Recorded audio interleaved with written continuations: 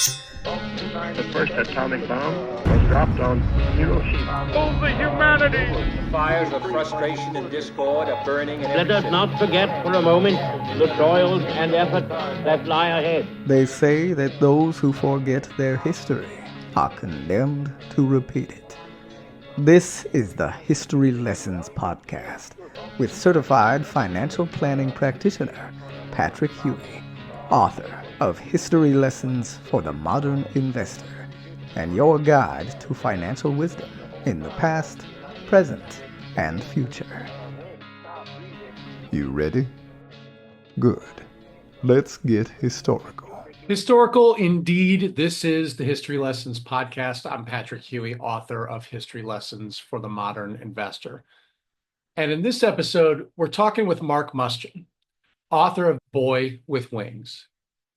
Mark is an author, attorney, former elected official, and community leader with an impressive breadth of experience and accomplishments.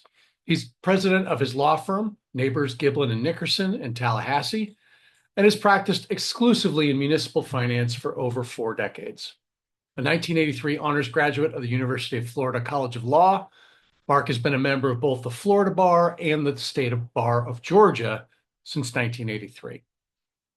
Beyond his legal practice, though, Mark is the founder of the Word of South Festival of Literature and Music in Tallahassee, Florida, an event that celebrates the intersection of storytelling and music.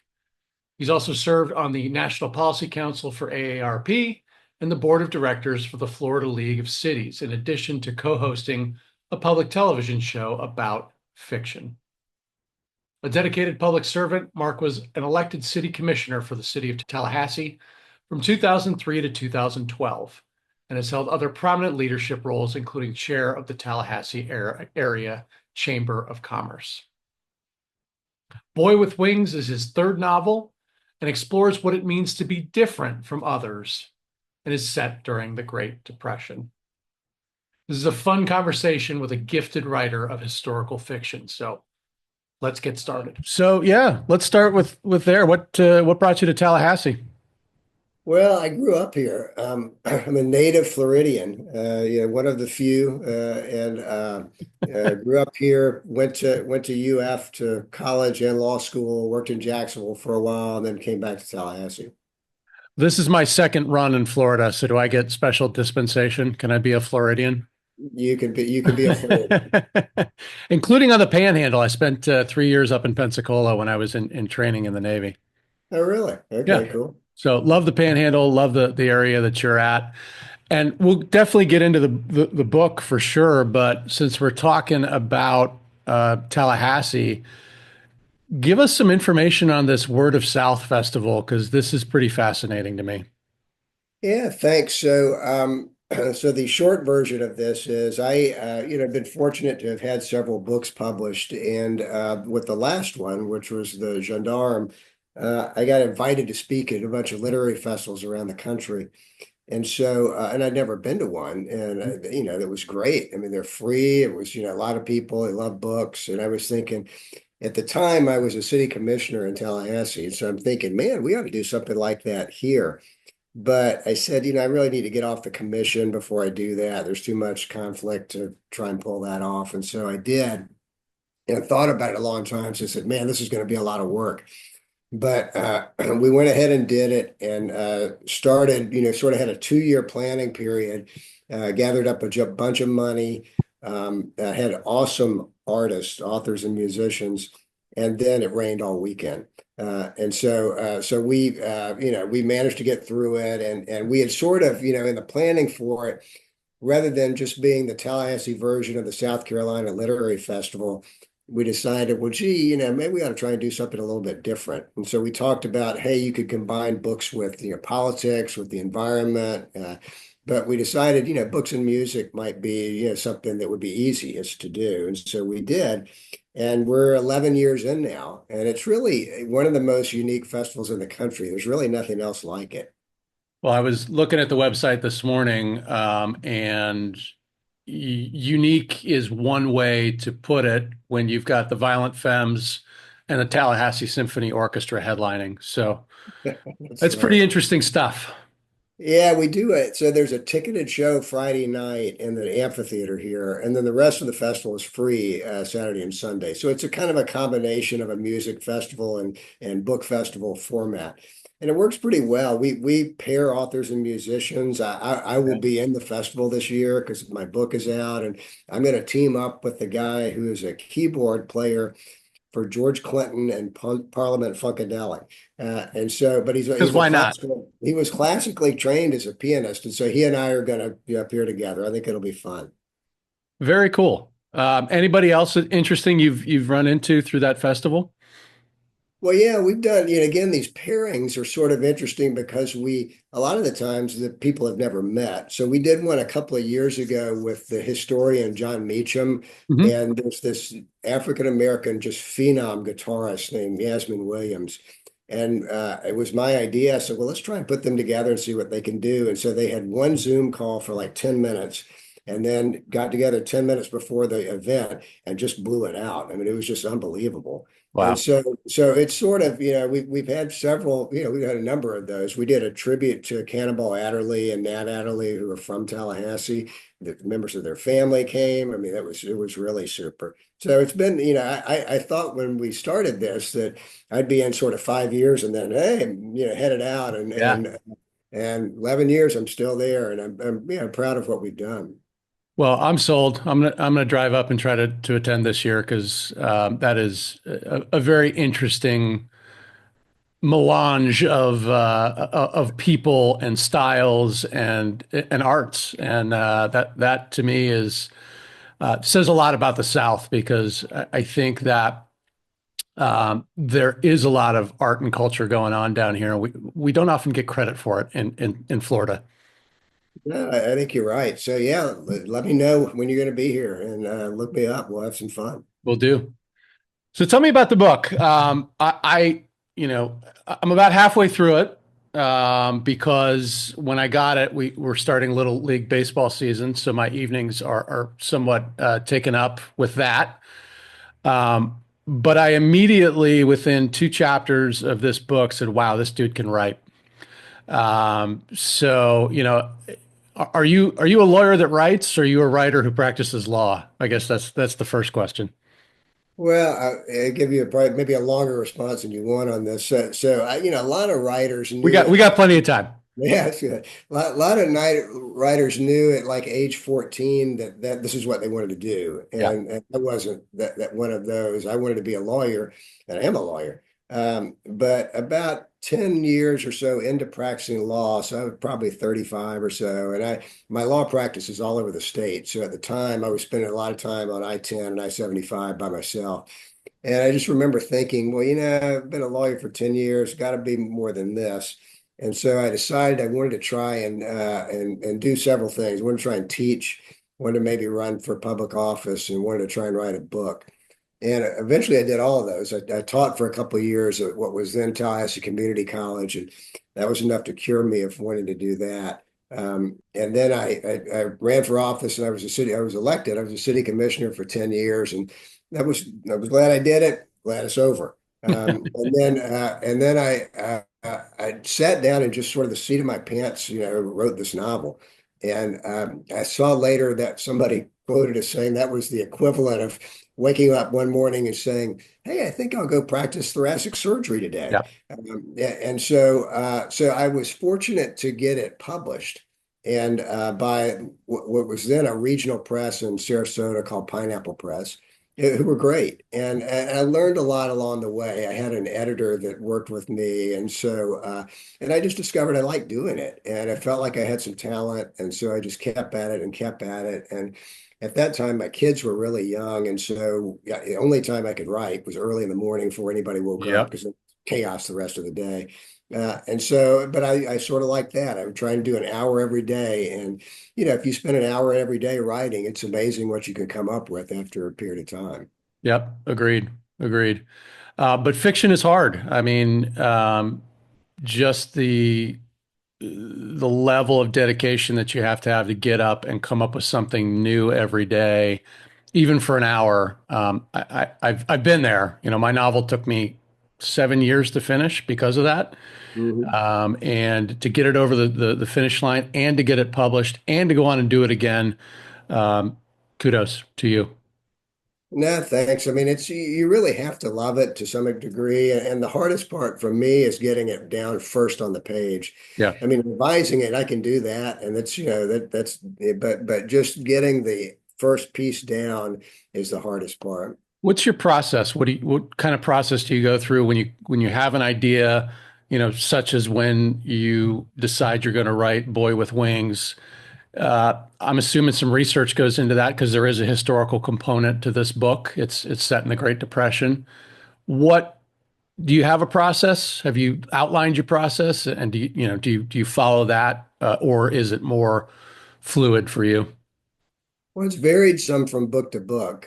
With the first book, The Return, I sort of just sat down and wrote the first half of it, and then I decided maybe I need to outline how this is going to end up here, Yeah. So, and with the gendarme, it's a long story there. The gendarme is about, and my heritage way back is Armenian. It's about the Armenian genocide, which I didn't know much about. And so that book had a current day story and a historical part that was, back in 1915. And so I had written those sort of separately because I'm trying to sort of channel in on, the current day and the history. And at the time I didn't have an agent. So I'm trying to get an agent. And I had this one guy, responded to me. And and he told me, he said, I sent him the manuscript, and he said, I was only going to read 15 pages of this, and I wound up reading the whole thing. And he said, the historical part of your book is awesome but the current day part, you need to change the whole thing. And so I'm like, kind of, I've spent, years on this at this Thank point, you. but I Thank- did. I went back and changed the entire, current part of the book, changed the point of view, changed everything. I go back to the agent, and he goes, yeah, I'm just not excited enough about it to do it. And so, but I kept that version. I liked it better, and eventually it's the one that got published. And then with Boy with Wings, I was trying to so the structure of Boy with Wings, it's the Johnny, the boy's part is written in third person, and there's I other noticed that. first person from other Oh, people. okay. I was going to ask you about that. I was going to ask you, was that intentional? I'm assuming that it was to highlight the fact that he's an outsider. So you never really get inside his head. You're always looking at him, in that third person view. It was, and I played with it a lot because I had some people, some early readers that said, "Oh, well, this, I don't feel close enough to him." Right. And I said, well, and so I tried it, so maybe I should flip-flop this, and then, or maybe everything should be third person or first person. But I ended up going back to the way I had it originally because I felt like, I mean, there's a little bit of a religious element to this too. I mean, this is a boy with wings. So is it, Right. Is he an angel? What is he? And there's part of that where, you never can completely know God, and so there's a sort of there's a little bit of a distance there, or, as much as you want it to be. And I sort of like the idea of, you part of your, knowledge base of Johnny is what these other people are saying about him, and they have different reactions to him. So it ended up being, yes, very intentional on that. Well, it works. It's a good device, and I would say again, within a couple chapters, you go, "Well, wait a minute, we haven't really heard Johnny Yeah. and Johnny's voice. It's all third person, but it's great." Is there anything in particular that made you want to write a book about an outsider like this? Yeah, I've been asked that a number of times now, and I think a logical question is, Mark, as a white male born in this country at this time period to parents who loved you and paid for your education, what do you know about being different? Right. Uh, but I tried to touch that spot that everybody knows at some level of being on the outside looking in. And for me, it was middle school. I wasn't cool. I remember I didn't have older brothers and sisters. My mother bought my clothes. Yeah. So I remember being ridiculed and how much, I mean, that I remember the sting of that, 55 years later. So that was part of it. And then I just think it's interesting that, I did a lot of research about human oddities and, and how have they been viewed and treated over the years.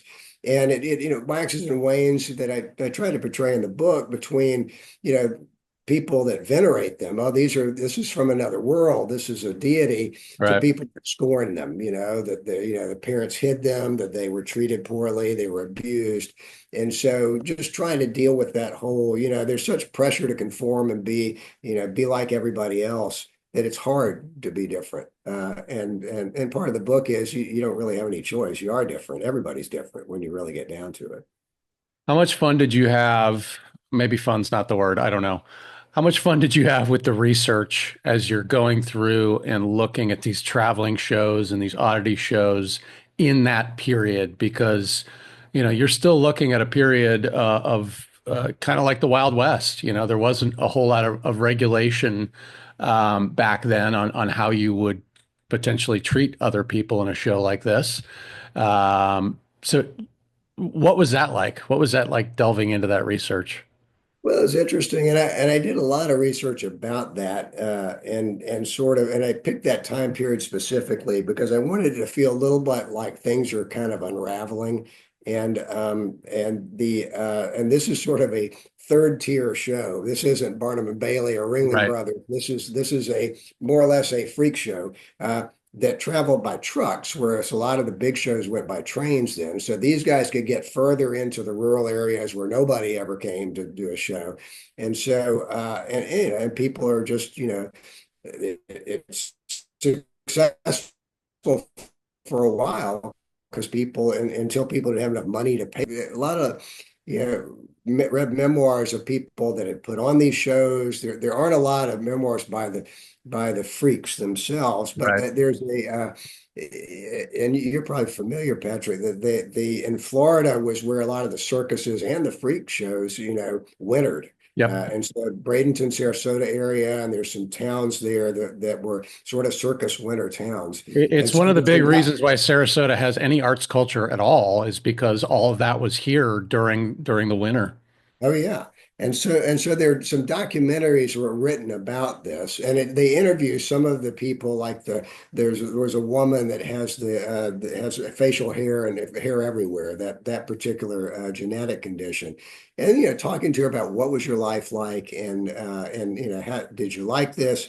And it was interesting to me that some really loved it. That this Yeah. was I mean, as compared to what their family life was like when they're hidden away and that sort of stuff. Here they're on stage, they're celebrated. I mean, it was a better life. Yeah. And then some clearly were taken advantage of and sold into the circus, if you will.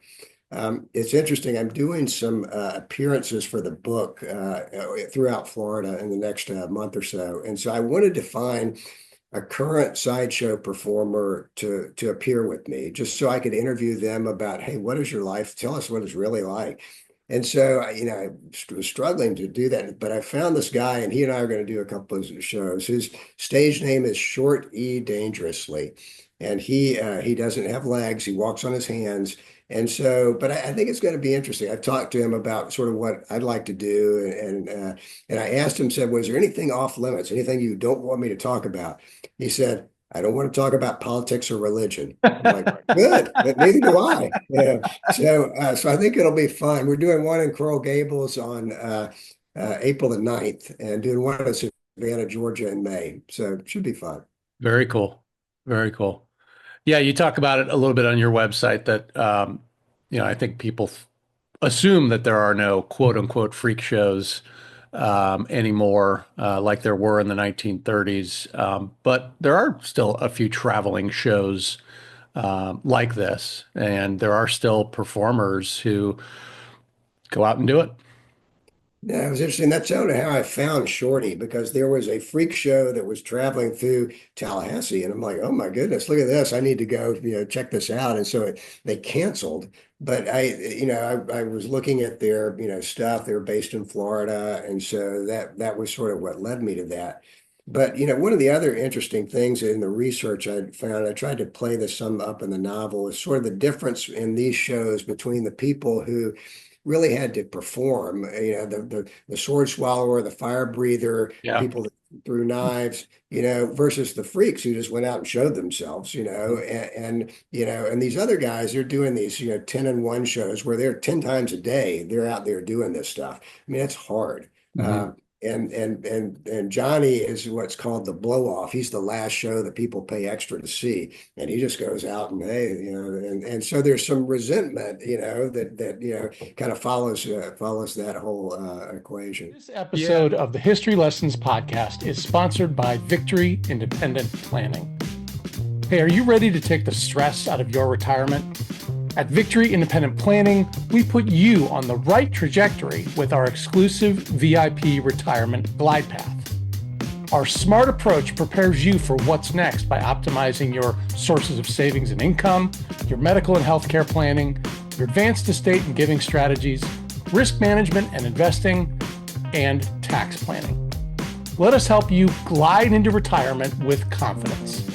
Text Glide Path to 239-567-5477. That's Glide Path, all one word, small letter G, to 239-567-5477 and receive a link to schedule a complimentary consultation. Do it today to start your journey on the VIP retirement glide path, because your future deserves a safe landing. Yeah, the natural human hierarchy starts to take over. It's like if you put all these characters on an island, you'd get a different novel, right? But when you put them in a show, they're still going to act like humans, and there's still going to be a hierarchy, and people are going to snipe at each other. And I thought that was interesting, to explore, like you did in the novel as well. Well, there's a hierarchy even among freaks. So, well, yeah, I've Yeah. got more of a, difference than you do, sort of thing. And so, Right. so it was, that was all sort of interesting to dig into. Anything else that during the research caught you by surprise, or gave you pause, or made you think a little bit more about something you hadn't previously? Well, the early part of the book, so when Johnny, is sort of, when he's born with these strange things in his back and word gets out, he's sort of run out of town, more or less, he and his mother, and they end up in a turpentine camp in North Florida Yeah. with that is completely African Americans, and Johnny's mother dies, and so he's taken in by these folks. And so I did a lot of research about those camps, which is not a very pretty, part of Florida history. I mean, people were, basically, a quarter step above being a slave. I mean, you're indebted to the company. You have to buy everything at the commissary. You can never get out of debt. And Yep. so it was a lot of, I wanted to try and, portray that accurately as well. So that was pretty interesting as well. And I would imagine that being in Tallahassee, you had pretty easy access to those historical records. Yeah, it's interesting. I mean, there's actually something called I don't remember what the name of this is. There's a state park in Perry, Florida called, I think it's the Florida, you know, Forestry State, Capital. Anyway, they have all these exhibits about turpentine camps. And so Really? it was, actually there were specialized tools that you used to cut the trees, and special ways that you did it, and progress and not killing the trees. And so Yep. it was all pretty interesting. That was definitely a new one to me. I was not aware of that, industry at that time, in North Florida. Yeah, it was I mean, really throughout, North Florida, South Georgia, and for a number of years, probably late 19th century to the 30s or so. So you're a writer, you're a lawyer, and you are a reader. What are you reading right now? What are you enjoying? Well, I just finished, so I'm doing a little research for the next book, or a book to come. And so I just finished reading this book. I'm fascinated by, sort of, well, the title of the book was Diary of a Psychic. Okay. And so it was this woman who, claims that her whole life has, heard things, seen things, she gets readings, things happen, that it's very real. And so it was just sort of interesting to, kind of read that, I have open mind in that regard. Hmm. It's not inconceivable to me that there are things that we as humans, can't perceive that some people can, some people can't. I can't hear a dog whistle. In fact, I can't hear whistles that my kids just said, Dad, you can't hear this? I'm like, Yeah. no. So I was reading that, which was, again, it was very interesting that her life and sort of the way she, this came about and the way she sort of honed her craft or knowledge. I mean, I didn't come away from it thinking this is just pure BS. So that was interesting. I read mostly novels, so Patrick, probably 80%. And I do about half on Audible, half I read. And I found Well, on that's Audible. good because I'm going to send you one. All right, good. I'll look forward to it. The Audible I find that it either it super enhances the book. I mean, some of the people that read these are talented Yeah. beyond belief, and then other times Hmm. it's not the way Yeah. to go. And it's hard for me, for whatever reason, to listen to nonfiction on the Audible Hmm. because I need a character, I need a story, and otherwise my mind tends to wander. Well, I was going to ask you about that next because from what you just said, the research process going through for the future books, you seem very character driven, right? Do you see that as far as like when you have an idea, it's about a character versus when I start, it's usually a scene or a macro story, and then I dive in. You seem to kind of go from inward outward. Yeah, I Fair? think I think so. And to me, the best fiction is that way, that it's very character driven. I mean, you're caught Yeah. up in the character. You either care about them or you hate them or whatever, but it's what sort of pulls you along. And then the story can come around it. And so I don't I mean I'm like you, I've read some books that have no plot at all, and that's not really my thing. But I'm also, I don't read as many thrillers as I used to that are just completely plot driven and there's not really a character at all. And the most successful thrillers, though, the series, people identify with the character. They like this private Yeah. eye because he's the rumpled guy that does this, or they like, this woman that she's overcome this, and it's the character that sort of drives it. Yeah. Um, when you I guess what I want to ask is when you start these books, are you thinking about the historical component or, what's your relationship to history? Or do you read history for itself, or is it more of a way to create the scenes within the novels? Well, I like history. I had at one time I had thought, and I'd even begun to try and get a master's in history at FSU, and then the law practice and small children intervened, and that never happened. But Right.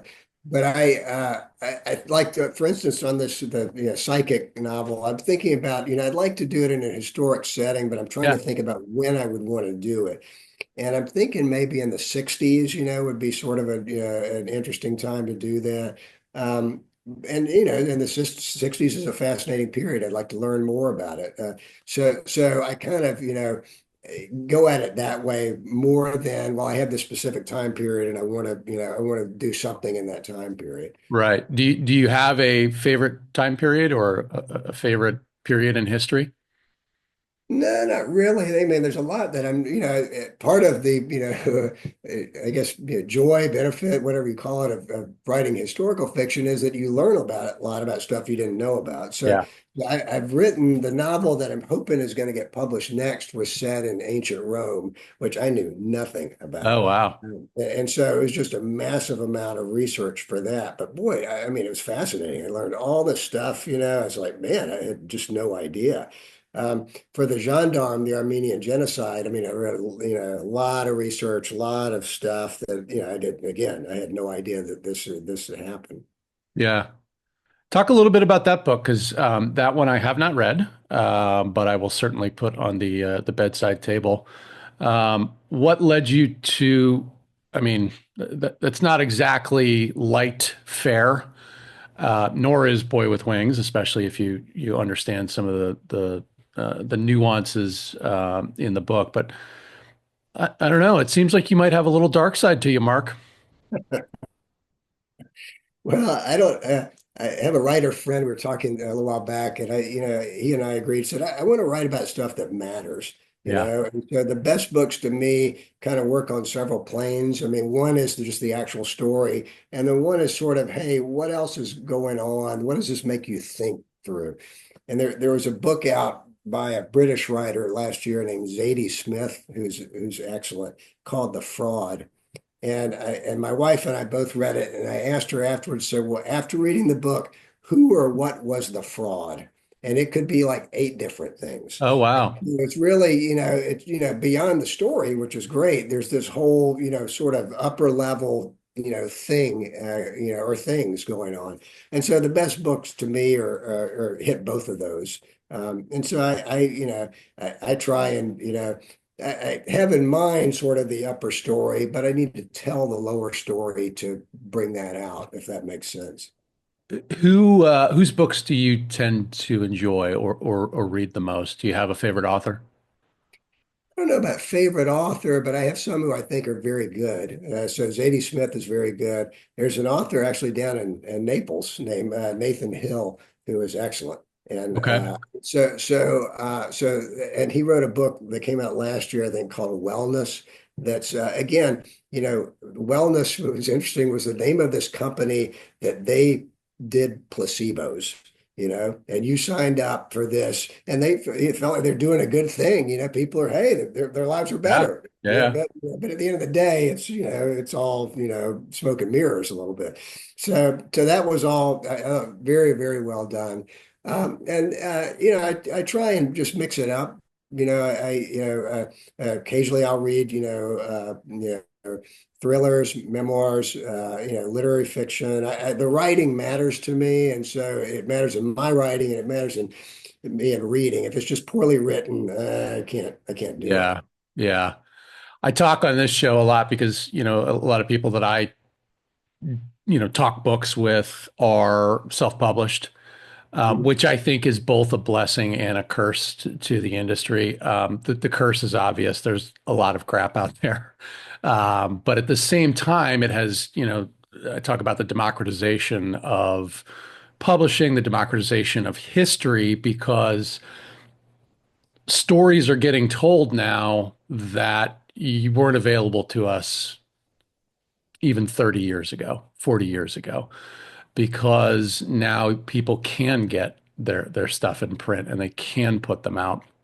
I'm not saying that the publishing world is dead by any means, but there is a growing, I think, quality movement over quantity in the self-publishing space too. No, I agree. And I mean, that whole industry has changed so much in the time that I've been doing this. I mean, The Return was published in 2000, so we're 25 years Yeah. in here. And back then, a self-published book was a vanity press. I mean, that Yep. was, was way, just, oh yeah, yeah, yeah, thank you very much. And now that's changed to a large degree, not 100%, but there, is very quality work that's self-published. Yep. Yeah, and I've been through the big and little, that my first publisher I mentioned was a regional press. The Gendarme was published by Penguin, which is, the big as it gets. And then Boy with Wings is being published by a smaller press called Kohler. And it's not self-published, but it is, most of the marketing is on me. And, Right. which I knew. But I've learned, it's not necessarily what I don't want to spend 2 hours a day necessarily marketing the book. I'd rather be writing and reading. But it's I've learned a lot about how you get it out there, and you pretty much have to do it. In fact, there's a guy, Chris Bajalian is coming to Word of South in April, who's 25 books, mega New York Times bestseller.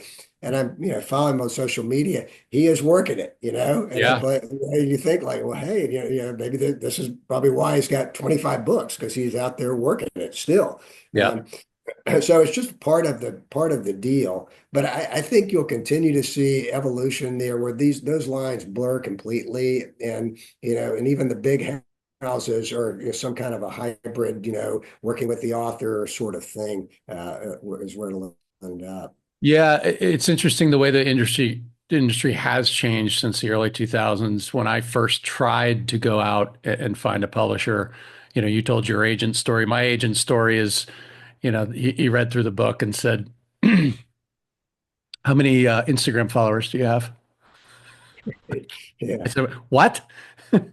He said, unless you have your own following, a new author has almost no chance of getting published by, a major publisher because they're not going to take the risk. right. So unless you've got followers on LinkedIn or Instagram, you're better off, self-publishing and then seeing if you get picked up later. But keep doing quality work, and Right. quality work will eventually get rewarded. So I thought that was interesting just from how the industry has changed, and I thought it was really good advice. I do too. I think even today, a lot of that's still true. That I mean, they want to see how many, how many books are, and you can understand. I mean, everything's a business. So I mean, how many books Yep. are we going to sell here? Yep. And they're all looking for, really, they don't want a one-hit wonder. You know what I mean? Right. They want something that is repeatable. And I will tell you from personal experience, that's the hard part. Being able to have a Well, repeatable experience as a writer is difficult. well, it's also hard if you're, my age and you're trying to get published and people, the publishing assistants are 35 and they're like, well, do I want work with the 65-year-old guy or somebody Right. who's 35, I'm going to get another 20 books out of. Right. So I was talking yesterday. So I was on the National Policy Council for the AARP for a number of years. And I floated this idea to the hierarchy, which they haven't taken yet. But I still think it's a great idea that, I mean, because the AARP magazine goes to it's the largest, magazine in the country in Yeah. terms of distribution. And so if they just had one little segment on debut author over 55 book being published, that Yeah. would drive the market. That would, there would be publishers would pay attention. And so, Absolutely. so anyway, hopefully they'll take my advice there. I I hope so. I got 5 years, and then I can. Yeah, that's right. Um, so with the book set in ancient Rome, did you get to do some boots on the ground research? I'm going there in Sandals on the September. ground research, as the Yeah, case may be. going in September. So I'm going to get a chance to do it. Although I didn't realize when we booked the trip that it's the Jubilee year. And so everything is just like, Oh trying boy. to get into the Vatican is, it's not an easy thing. So, but yes, we're going in September.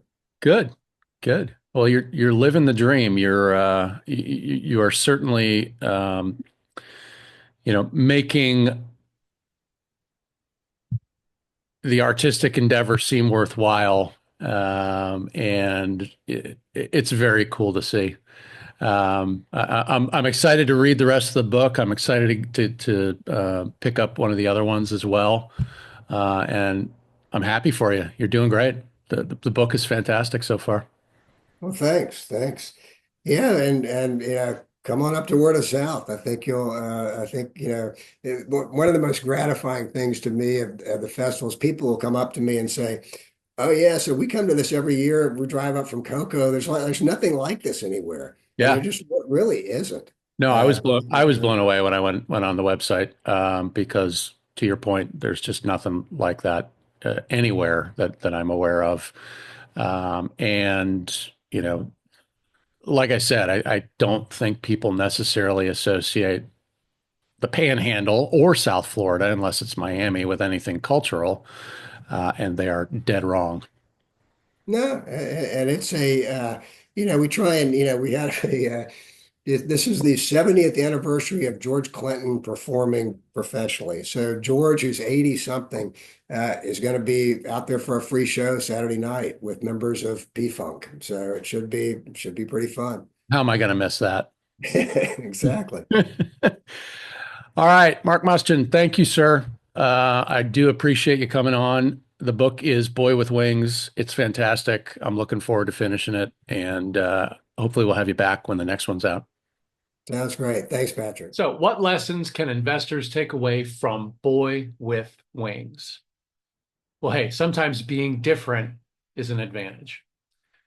In the world of investing, going with the crowd often feels like the safest option. trends, hot stocks, and consensus ideas create a sense of comfort. But following the herd doesn't always lead to success. Some of the most successful investors have built their reputations and their fortunes by being different, by moving against the grain in ways that are both strategic and intentional. Contrarians thrive by looking for opportunities others overlook, taking action when fear or unchecked enthusiasm drives the majority to extremes. For example, many successful contrarian investors buy when others are panicking or sell when optimism inflates prices beyond reason.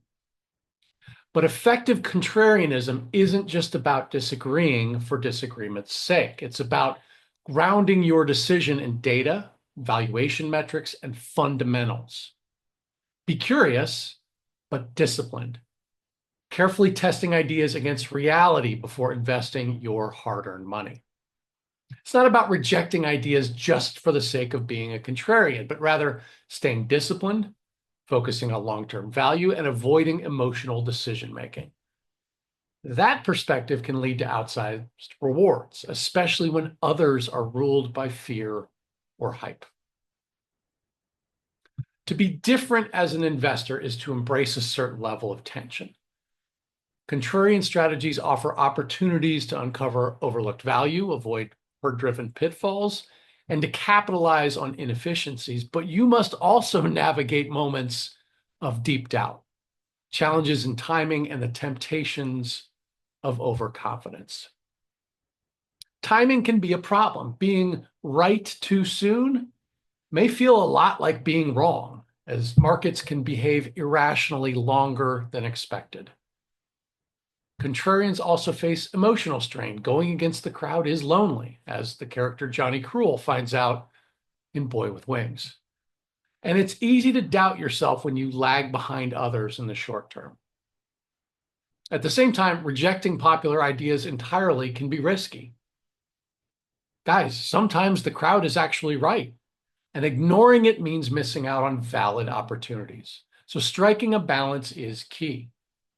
Successful contrarians take a deliberate approach, guiding their decisions and research, evaluating trends without being swayed by them, and allowing patience to drive their strategy. In the end, the power of thinking differently lies not in simply opposing the majority all the time, but in being thoughtful, measured, and willing to stick to your convictions even when it feels hard. Whether in investing or in life, the greatest rewards often come when you dare to take the path less traveled. Well, my fellow historians, that is all for this episode. Be sure to check out Mark's work, including his website and Boy with Wings. You can also find him on Amazon, where you'll find history lessons for the modern investor as well. But hey, if you want a copy of that book, just text book, B-O-O-K, to 239-567-5477, and I'll send you a copy. Be sure to do all the social stuff with me, like this episode, follow us wherever you see or you hear this podcast. We're available on Substack, Spotify, Apple Podcasts, and YouTube.